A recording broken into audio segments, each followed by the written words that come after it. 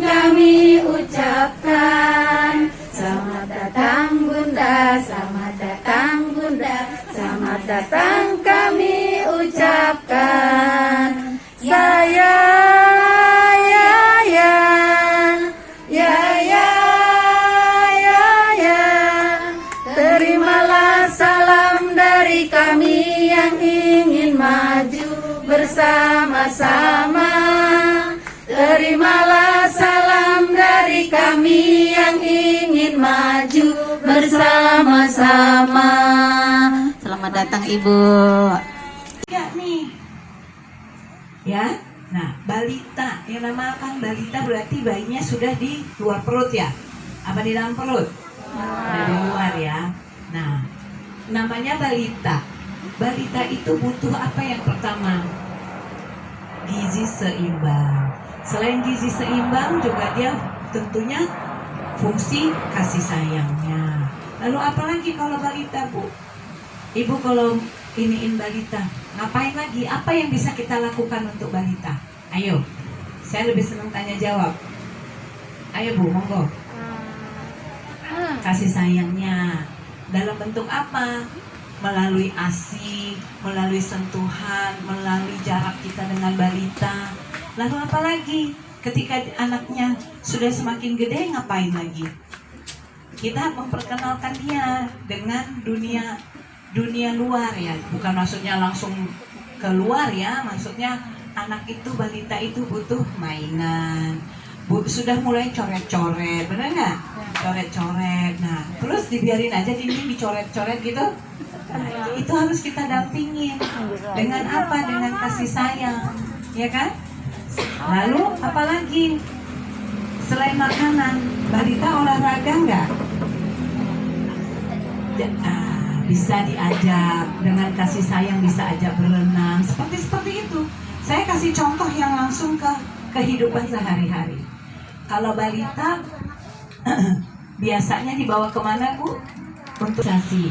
Nah, dengan ibu mendampingi balita itu, dengan ibu juga memenuhi kriteria untuk balitanya bisa sehat, itu sudah menunjukkan fungsi ibu dalam membina balita itu. Balita bukan kita bina biar pintar dalam sekolah, belum. Tapi bagaimana dia mulai belajar berdiri, makan, itu semuanya di situ. Kalau balita kayaknya aman-aman aja ya. Nah, bina remaja.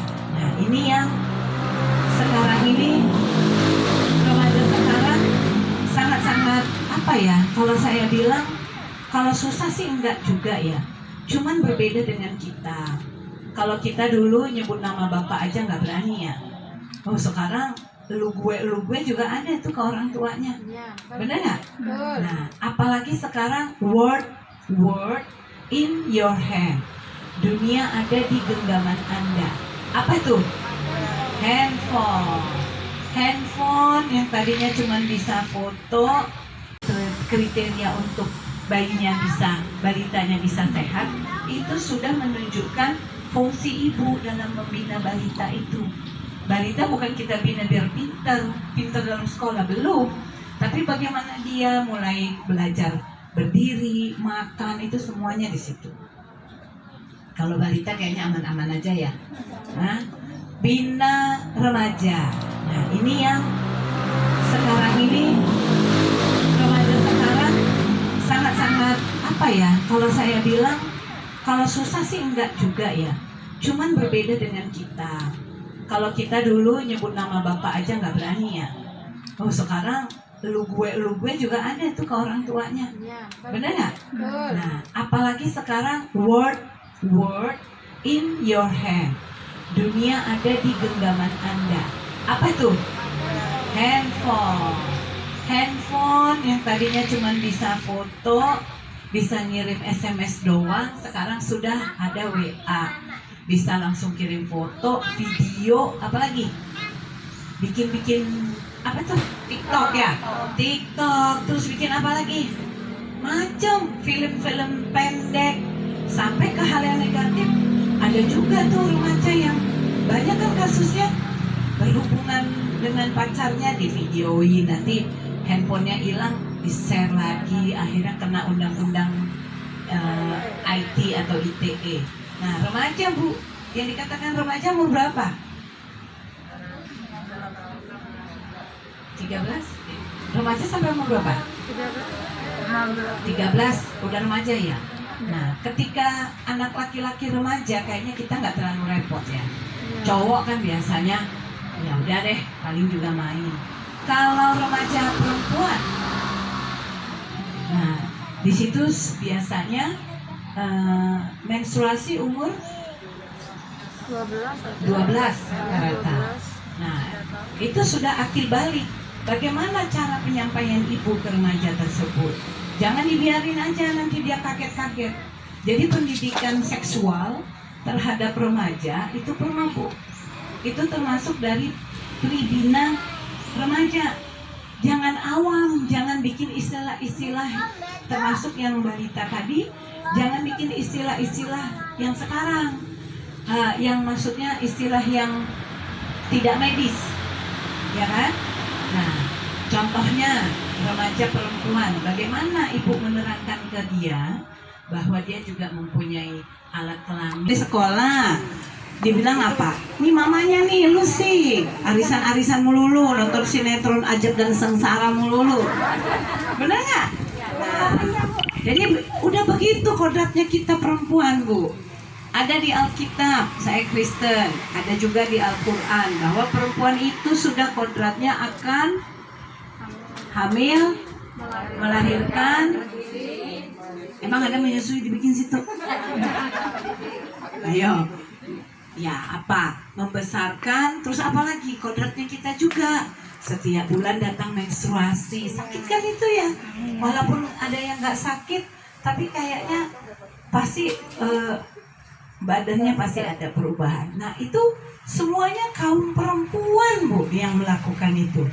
Sebelum nyampe ke materi tribina ini, saya mau nanya itu. Orang tuanya, orang tua siapa coba? Ayahnya mendidik balitanya? Jarang lah. Mendidik remaja?